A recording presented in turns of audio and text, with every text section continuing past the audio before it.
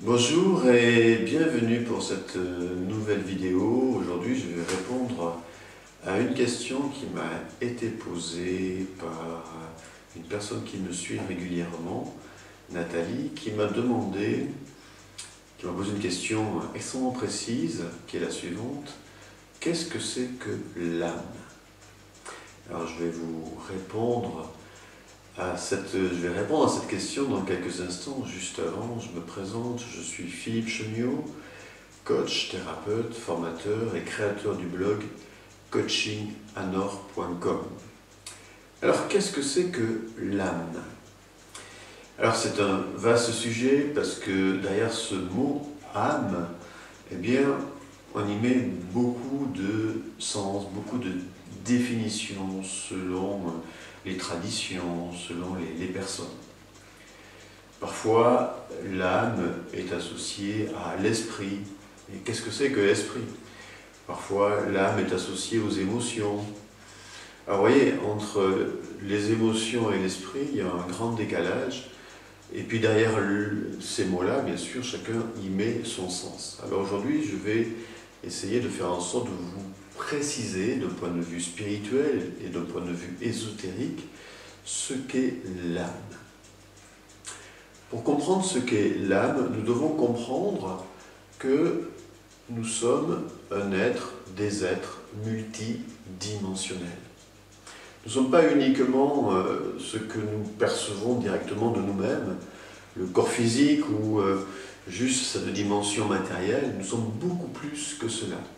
Toutes les traditions nous enseignent que l'être est multidimensionnel et notamment que nous opérons au moins sur 7 dimensions différentes. 7 dimensions différentes dans ce monde-là, sur ce plan-ci sur lequel nous sommes actuellement. Alors, c'est intéressant déjà de remarquer que le nombre 7 est un nombre qui revient souvent et qui est inscrit déjà dans la nature, dans l'univers. On parle par exemple des 7 planètes traditionnelles, on parle des 7 couleurs de l'arc-en-ciel, et pas 8, et pas 6, et pas 10, et pas 15. On parle des 7 notes de musique, etc. etc. Vous avez vous-même trouvé plein d'exemples par rapport aux 7, les 7 jours de la semaine, etc. Bref, le 7 est un nombre clé, et dans la tradition ésotérique, on parle de 7 rayons, et de 3 et plus 4 rayons, et nous appartenons, selon notre personnalité, à un de ces rayons. Et nous pouvons rayonner, c'est le cas de le dire, sur un de ces plans particuliers, de ces 7 plans. Alors vous allez me dire, d'accord, mais quels sont ces 7 plans? Quelles sont ces 7 dimensions? Et je précise, je vous parle de ces 7 dimensions pour répondre à la question « Qu'est-ce que c'est que l'âme ?» pour bien comprendre vraiment ce qu'est l'âme, ce qu'on appelle l'âme. Alors en fait, donc, il y a 7 dimensions. Nous sommes constitués, nous opérons sur 7 niveaux. Quels sont ces 7 niveaux? En fait, on pourrait déjà diviser ces 7 niveaux en 2 parties. Une partie qu'on appelle, je n'ai pas de tableau avec moi à côté de moi, mais je pourrais prendre un tableau et vous dessiner cela. Une partie qu'on appelle le quaternaire, qu'on représente par un carré, et qui représente la dimension matérielle de l'homme, que nous allons diviser en 4 parties. Et puis il y a la dimension qu'on appelle spirituelle, la Trinité, donc la Trinité, ça veut dire 3 parties, et le 4 plus le 3 va donner le 7. Alors, si je commence par la dimension matérielle, pour le premier niveau, la première dimension, c'est la dimension physique, la dimension matérielle. D'ailleurs, ça me fait penser qu'il existe aussi dans la nature 7 types de cristallisation dans les cristaux. Vous voyez, 7, pas 8, pas 6, pas 5, pas 4. Vous voyez, le 7, c'est vraiment, en fait, la fréquence, la dimension, la multidimension sur laquelle nous opérons. Et nous pouvons opérer. Bien que beaucoup d'êtres humains vivent simplement sur 4 dimensions, mais on verra, ou sur 3 dimensions, on verra cela peut-être après si nous avons un peu de temps. Alors, le premier niveau, c'est vraiment la dimension physique, matérielle, ça correspond au règne minéral. Le deuxième niveau, c'est le niveau énergétique. C'est-à-dire que la matière, si elle veut devenir animée, si elle veut rentrer dans le mouvement, elle a besoin d'énergie. Et donc c'est ce qui correspond au règne végétal. Les végétaux, donc, c'est de la matière et de l'énergie. Ensuite, il y a un troisième niveau que vous connaissez très très bien, que nous connaissons très très bien, qui est le niveau qu'on appelle ésotériquement astral, qui correspond au niveau émotionnel, et qui correspond au règne animal. Effectivement, si vous prenez un animal, il a cette dimension physique, énergétique, qui lui donne bien sûr la vie et le mouvement, et puis le niveau astral, émotionnel, puisque les animaux sont dans l'instinct, ils ne sont pas du tout dans le mental, ils sont dans l'émotion, le ressenti immédiat. Ça, c'est le troisième niveau émotionnel, que vous connaissez très bien. Le quatrième niveau, vous le connaissez aussi très bien, pour l'utiliser énormément chaque jour, c'est le niveau mental. Et le mental que je qualifierais d'analytique. Le mental vraiment qui décortique tout, qui analyse tout, qu'on appelle sur un plan ésotérique le mental inférieur. Et ce niveau du mental inférieur correspond au niveau humain, au niveau de l'intelligence de base humaine, au niveau de l'intellect et au niveau du règne humain. Mais à ce niveau-là, si nous arrêtons à ce niveau-là, ça donnerait un être humain doué d'une certaine intelligence, en tout cas d'un certain raisonnement, mais encore dans l'aspect animal, si on s'arrête là, si on s'arrête au quatrième niveau.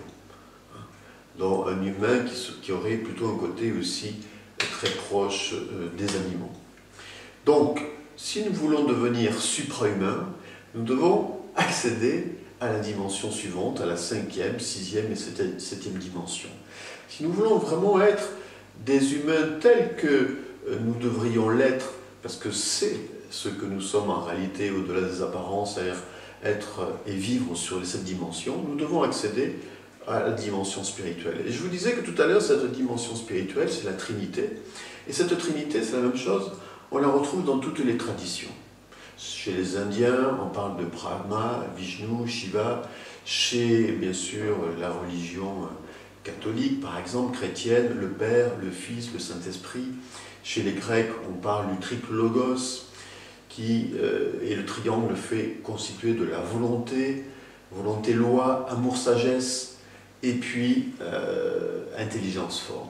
Bref, cette Trinité est en rapport avec la dimension transcendante, qui va au-delà du mental, et qui est en rapport avec la dimension spirituelle. Dans cette dimension, cette Trinité, en fait, c'est quoi exactement? Dans ces trois dimensions. Alors, quelles sont ces trois dimensions? La 5e dimension, non, la dimension qui suit le mental-intellect, et qui est la première dimension de la Trinité, c'est le mental supérieur ou le mental intuitif. Ce que fois que vous êtes inspiré, par exemple un artiste ou un scientifique qui reçoit un éclair de génie, qui est inspiré, qui reçoit des idées, et vous-même, quand vous avez de l'inspiration, parce que vous êtes dans un état de réceptivité qui va au-delà du mental, vous pouvez vous connecter à cette 5e dimension et être inspiré. Et cette inspiration vient de votre esprit, vient même de votre âme, on va y venir. Et puis, au-delà de cette 5e dimension, dans cette Trinité, vous avez la 6e dimension, qui est la dimension de l'amour inconditionnel. L'amour inconditionnel, c'est l'amour christique. Là aussi, cette dimension, elle est très peu vécue dans ce monde-là, parce que l'amour christique, c'est vraiment un amour inconditionnel, infini, total. Vous voyez, alors même expliquer l'amour inconditionnel, il faudrait que je fasse une vidéo là-dessus, parce que, voilà, ça peut être déjà difficile à l'expliquer, tant qu'on ne le vit pas. Donc ça, c'est la 6e dimension, l'amour infini, inconditionnel. Et ce que je dis aussi, c'est ce que j'appelle l'amour de la source infinie, ou l'amour du Père, l'amour infini du Père, comme le disait lui-même le Christ. Et puis, la 7e dimension, eh bien, la 7e dimension correspond au principe de volonté-loi, qu'on retrouve donc chez les Grecs, et au principe de l'étincelle divine, de la lumière originelle à l'origine de toute chose. L'unité à l'origine de toute chose, le un à l'origine de toute chose.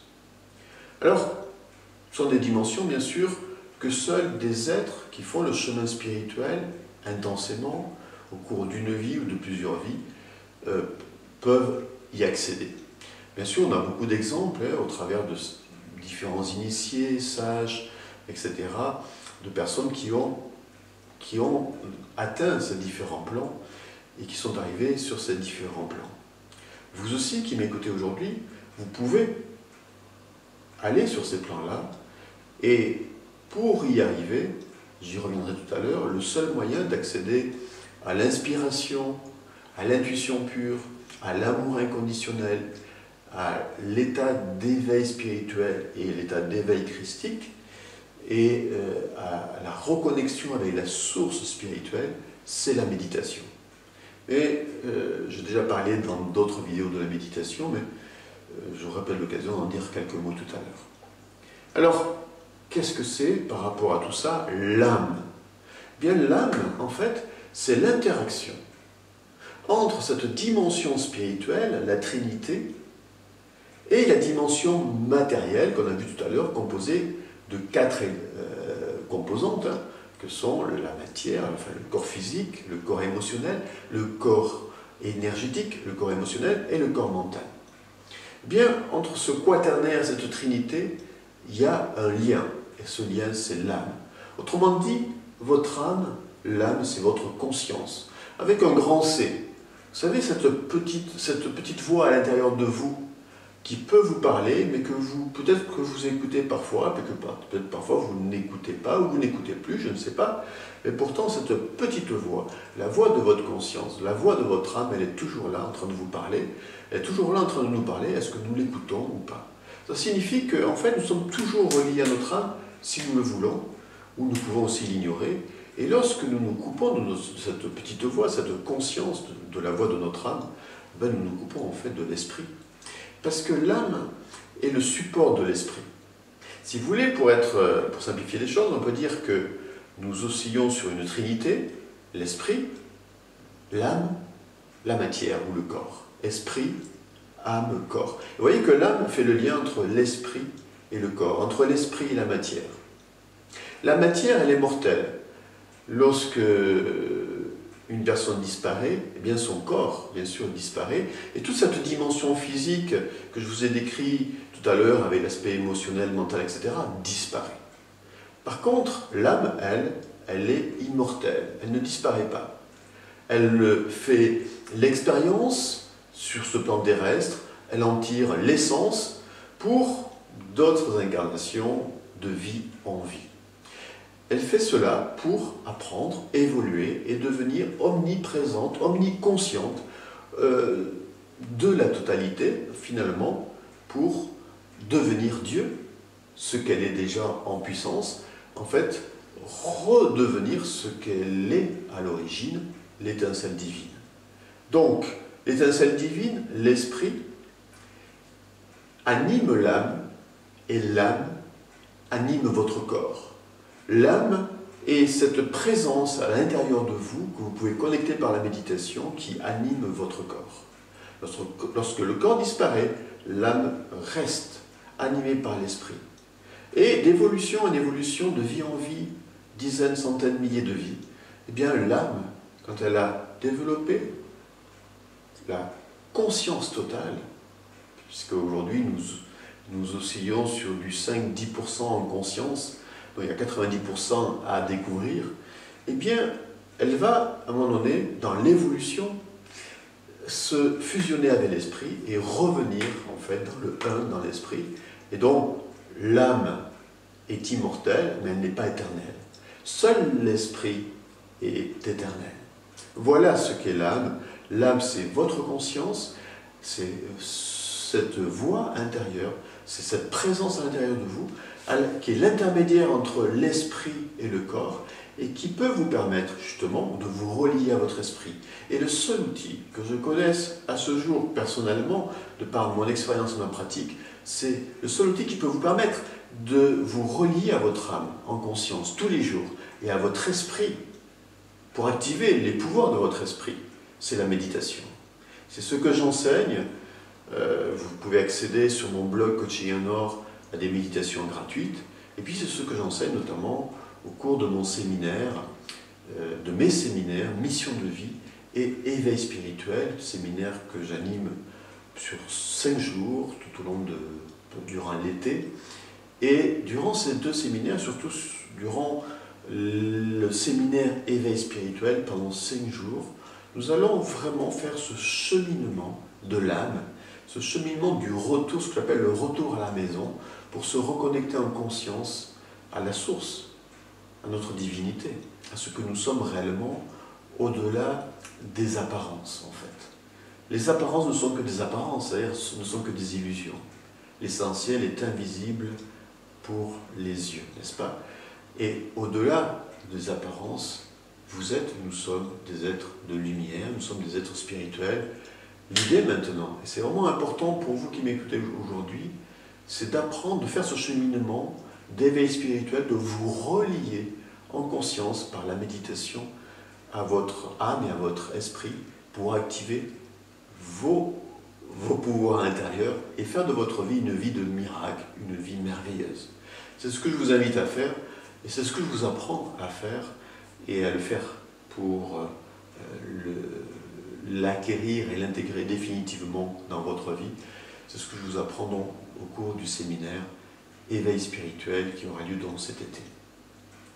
Voilà ma réponse donc par rapport à la question de Nathalie. Qu'est-ce que c'est que l'âme? Alors on pourrait dire encore beaucoup de choses, mais je pense que je vous ai dit l'essentiel. Vous trouverez sur cette vidéo un lien par rapport à mes séminaires d'été. Vous pouvez cliquer dessus ou en dessous de la vidéo. Et puis aussi le lien d'une conférence au cours de laquelle j'explique donc justement pourquoi il est important pour vous de vous relier à votre âme, de faire ce chemin d'éveil spirituel pour retrouver vraiment qui vous êtes, vous reconnecter vraiment à votre essence, vous reconnecter vraiment à votre identité, afin de retrouver ce que vous êtes vraiment, pour vivre ce pourquoi vous êtes fait, ce pourquoi vous êtes fait dans cette vie. C'est ce que j'appelle votre mission de vie. Tant que si l'homme est coupé de son âme, de sa conscience, de son esprit, il est à côté de lui-même. Et souvent, il ne vit pas ce pourquoi il est fait réellement. D'où il génère des frustrations, un mal-être, une déprime, une dépression, etc., etc. Je développe cela justement dans la conférence au sujet de la mission de vie de l'éveil spirituel. Beaucoup d'êtres humains sont coupés de la source. Je répète, seule la méditation va vous permettre de vous reconnecter à cette trinité, à ce triangle dont je parlais tout à l'heure, et à la source, et à votre âme, donc à votre identité profonde. Et vous reconnecter à vous va signifier retrouver vraiment ce qui vous anime vraiment, animé. Dans le mot animé, il y a anima, et anima, ça veut dire âme. Donc ce qui vous anime vraiment pour vivre la vie que vous devez vivre, c'est-à-dire vous êtes venu sur cette terre en tant qu'âme pour vivre une vie spécifique. C'est ce que j'appelle la mission de vie. Et je vous invite donc à faire ce chemin-là pour vraiment vous retrouver qui vous êtes, afin de retrouver vraiment ce pourquoi vous êtes fait et vivre donc votre mission de vie. Voilà, si vous aimez cette vidéo, eh bien, en dessous de la vidéo ou au-dessus, à côté, enfin, là où vous trouvez le bouton, vous cliquez sur j'aime et puis partagez-la. Partagez cette vidéo avec tous vos amis pour qu'ils aient conscience de ce qu'est vraiment l'âme. L'âme, c'est le pont entre la matière et l'esprit. C'est ce qui va vous permettre en fait de vous éveiller, de vous élever et d'activer vos pouvoirs intérieurs. Donc, je vous dis à très bientôt et bonne journée. Au revoir.